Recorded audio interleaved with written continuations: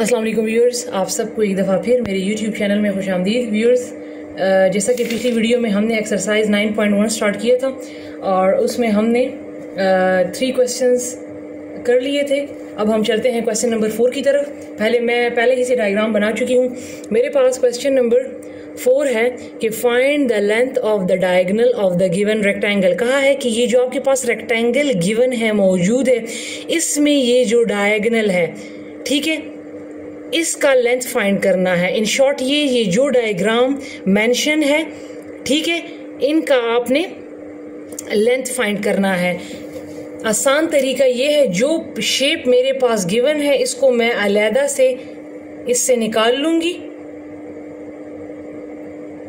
फिर आपको समझ आ जाएगी। ठीक है, ये मेरे पास है 18 mm, ये मेरे पास है 24 mm और ये मुझे फाइंड करना है। तो मैंने बताया था कि हमारे पास ये ज़मीन वाला हिस्सा हमेशा बेस होता है, ये स्ट्रेट लाइन हमेशा परपेंडिकुलर होता है और परपेंडिकुलर के सामने वाला हिस्सा हमारे पास होता है हाइपोटेन्यूज।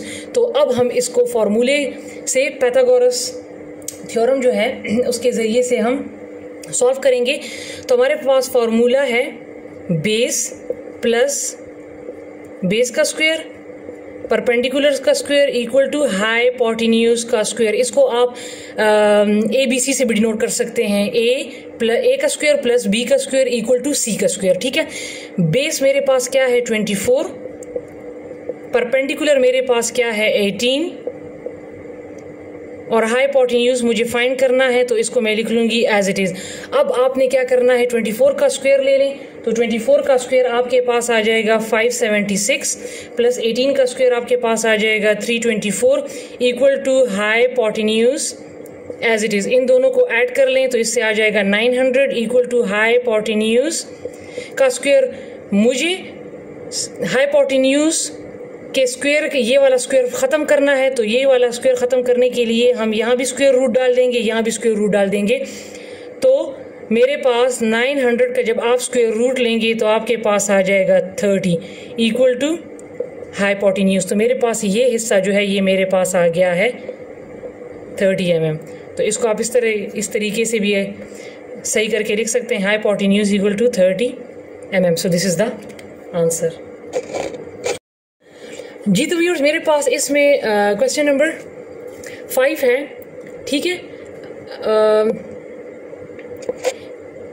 कि fighters have a 17-meter extension ladder. In order to reach 15 meter up a building, how far away from the building should the foot of the ladder be placed? देखिए, अब इन्होंने ये थोड़ा सा क्वेश्चन इंग्लिश फॉर्म में दे दिया है। अब इसको जरा समझिए, इन्होंने डायग्राम भी रेडीमेड आपको दी हुई है। ठीक है ना, यहाँ से आपको अंदाजा लग गया होगा कि हमने क्या फाइंड करना है। फायर फाइटर है, मीन आग बुझाने वाला, have a 17 metre extension ladder, वो एक लेडर पे खड़ा हुआ है जो कि 17 मीटर है। In order to reach 15 metre up a building, वो इस तरीके से खड़ा हुआ है कि वो जो बिल्डिंग है 15 मीटर दी हुई है, उसके साथ उसने लेडर को लगाया हुआ है। How far away from the building should the foot of the ladder be placed?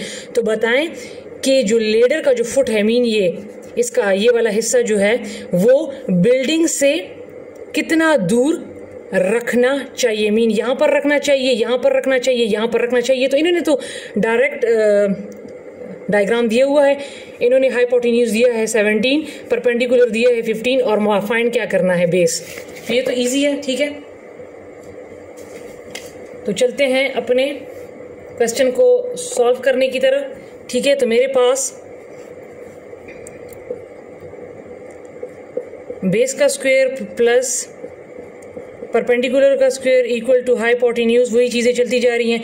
अब चूंकि मैंने बेस फाइंड करना है तो बेस को आपने एज इट इज़ लिख लेना है, प्लस परपेंडिकुलर मेरे पास है 15 इक्वल टू और हाइपोटेन्यूज मेरे पास है 17। चले, हम यहाँ पर लिखने की भी ज़रूरत नहीं है, आंसर में लिखेंगे। ठीक है, अब बेस चूंकि फाइंड करना है तो उसको एज इट इज़ लिखें, प्लस 15 का आप स्क्वायर लें तो आपके पास आ जाएगा 225 इक्वल टू 17 का स्क्वायर लें तो ये आ जाएगा 289।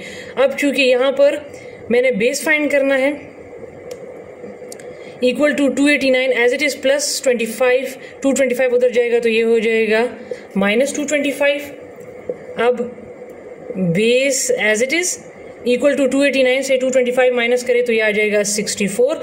अब चूंकि इसका स्क्वायर ख़त्म करना है तो स्क्वायर रूट यहाँ पर भी ले लें, स्क्वायर रूट यहाँ पर भी ले लें, तो आपके पास बेस आ जाएगा। ये जो डबल चीज़ें होती हैं ना 64, 9, 25, ये जो डबल डबल मल्टीप्लाई होती हैं, तो ये इसका स्क्वायर रूट फाइंड करना आसान होता है। अब 64 किसका स्क्वायर रूट बनता है?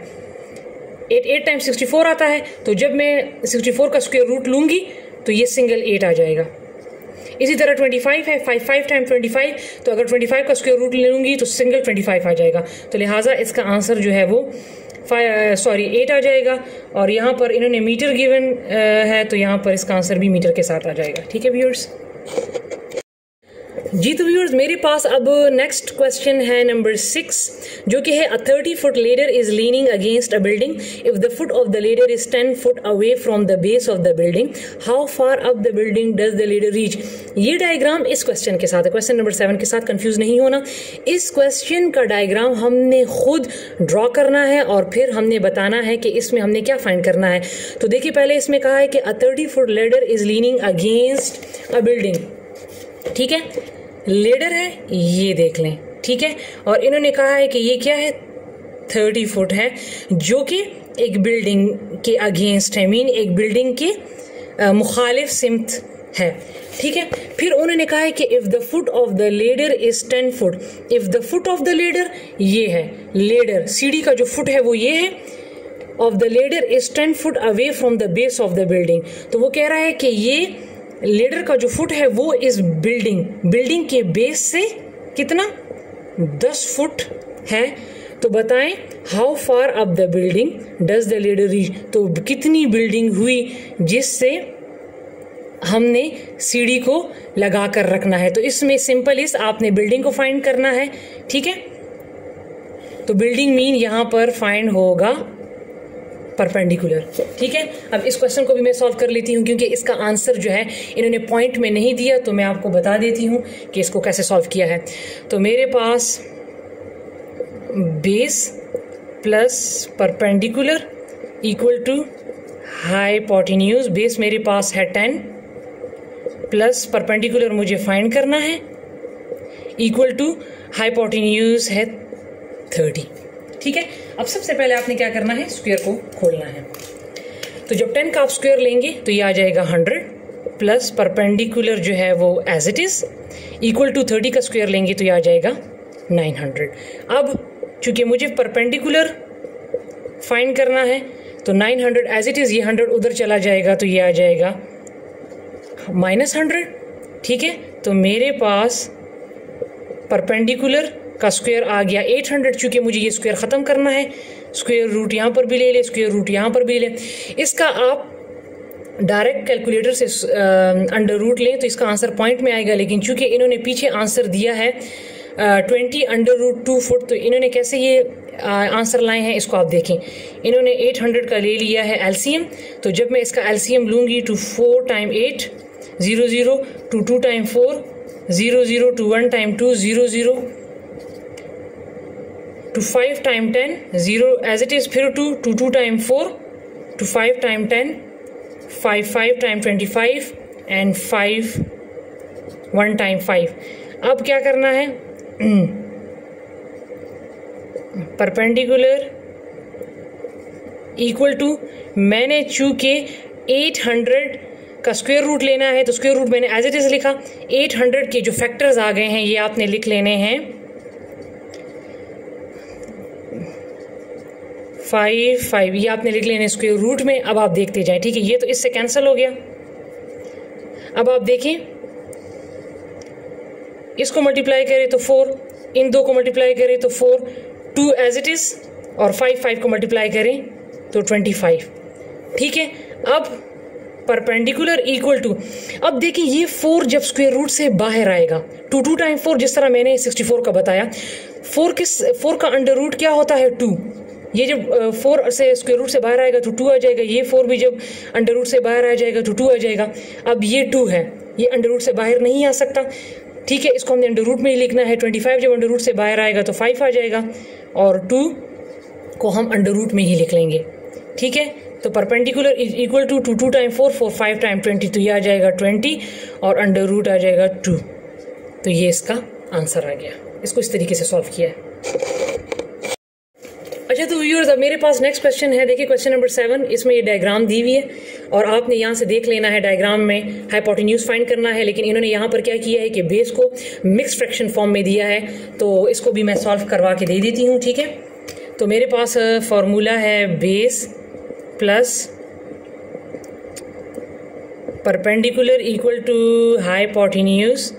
तो बेस मेरे पास है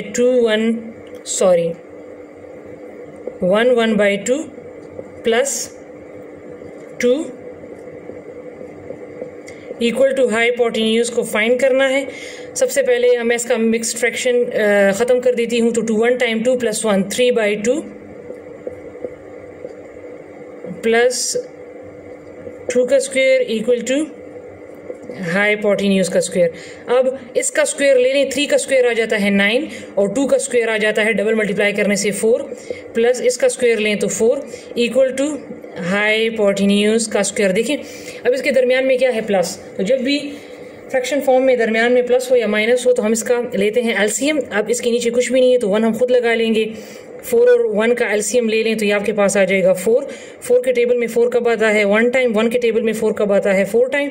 इनको मल्टीप्लाई कर लें, 9 1 time 9 plus 4 4 time 16 equal to hypotenuse का स्क्वायर।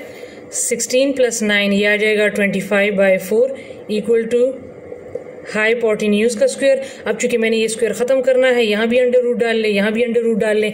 तो अभी पिछले क्वेश्चंस में मैं बता चुकी हूँ कि 25 का स्क्वायर रूट लेने से हमारे पास क्या आ जाएगा सिंगल 5 और 4 का स्क्वायर रूट लेने से हमारे पास आ जाएगा 2 इक्वल टू ये से कैंसिल हो जाएगा तो ये आ जाएगा हाइपोटेन्यूज। अब चूंकि ये इसको आपने डिवाइड करना है तो 2 टाइम 4, 5 में से 4 गया 1, पॉइंट लगा 0 to 5 टाइम 10, तो लिहाजा आपके पास हाइपोटेन्यूज आ गया 2.5। यहाँ पर मीटर दिया हुआ है तो ये हो जाएगा मीटर में, ठीक है व्यूअर्स। अब ऐसा है व्यूअर्स कि मैं लास्ट वाला क्वेश्चन आपको समझा देती हूँ क्योंकि और बाकी क्वेश्चंस मैंने करवा दिए तमाम। ये लास्ट वाला क्वेश्चंस मैं आपको ड्रॉ करके दे देती हूँ, आपने इसको सॉल्व खुद करना है। A 20 meter ladder is leaned against a wall.